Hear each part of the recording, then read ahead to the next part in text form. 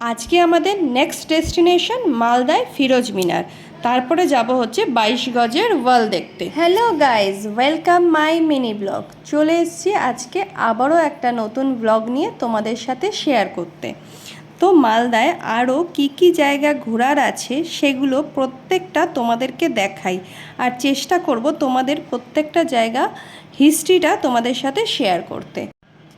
তো এখন আমরা চলে এসেছি মালদায় ফিরোজ মিনার ঘুরতে। তো চলো জায়গাটা তোমাদেরকে ভালো করে ঘুরিয়ে দেখাই। আর এখানে দেখতে পাচ্ছ এই ফিরোজ মিনারের যে হিস্ট্রিটা রয়েছে সেটা পুরোটাই এখানে লেখা রয়েছে। জায়গাটা মানে হিস্ট্রিটা তোমরা যদি জানতে চাও এটা স্ক্রিনশট করে নিয়ে তোমরা কিন্তু পরে পড়ে দেখতে পারো। জায়গাটা খুব সুন্দর, চারিদিকে গাছপালা, সবুজে সবুজ। পাঁচতলা বিশিষ্ট এই মিনারটি তৈরি করেছিলেন ভাবিশ বংশের সুলতান সাইফুদ্দিন ফিরাজ শাহ। 1485 সাল থেকে 1479 সালের মধ্যেই এই ফিরোজ মিনারটি তৈরি হয়েছিল। তো দেখতে পাচ্ছ এর প্রথম 3টে তালা বহুভুজ বিশিষ্ট, আর পরের 2টি তালা হচ্ছে বৃত্তাকার বিশিষ্ট। এই বহুতল বিশিষ্ট মিনারটি খুব সুন্দর, আর পরিবেশটা ভীষণ সুন্দর। সামনেই ছিল একটা পুকুর, সেই পুকুরটাও কিন্তু আমি তো তোমাদেরকে আগেই বলেছি যে মালদায় পুকুর আর গাছপালা প্রচুর প্রচুর। তো চলো এবার আমরা যাই 22 গজের ওয়াল দেখতে। যে ঘোড়া দৌড়াতো তো পড়ে যেত না, মানে না না না জয়েন্ট ছিল তো পুরোটা। হ্যাঁ পুরো জয়েন্ট ছিল। আদাটা ভেঙে গেল কেন? ভেঙে গেল ওই আগের, এটা হচ্ছে না আজকের তো না, এটা অনেক দিনকার।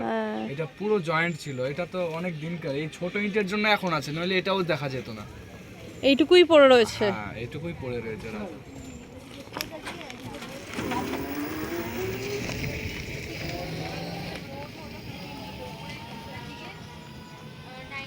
আরে চড়বে না তো, এত স্ট্রেট ওরা চড়বে কেন ভাবে, তাই একটু স্ল্যান্টিং রাখতো যে ইজিলি ঘোড়া যেন চড়ে থাকে।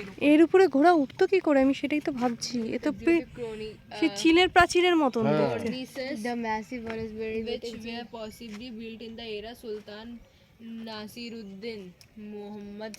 আমরা এখন দাঁড়িয়ে আছি 22 গজের ওয়ালের ঠিক সামনে।